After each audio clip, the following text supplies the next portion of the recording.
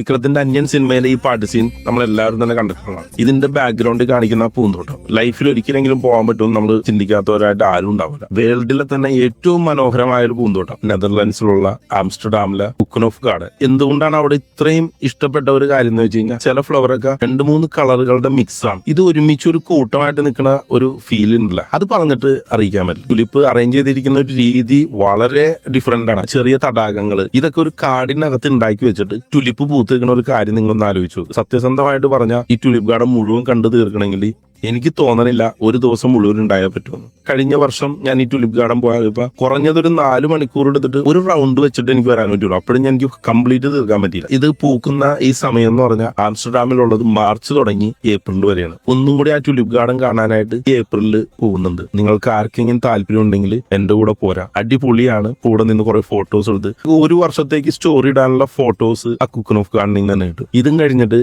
ആംസ്റ്റർഡാമിൽ തന്നെയുള്ള കനാൽ ക്രൂയിസും കണ്ട് എനിക്ക് ബിയർ വിഷയത്തിൽ ഫാക്ടറി വിസിറ്റ് നടത്തി ആംസ്റ്റർഡാം മൊത്തം ഒന്ന് അടിച്ചു പൊളിച്ച് നമുക്ക് യൂറോപ്പിന്റെ യാത്ര പിന്നെ തുടരാം.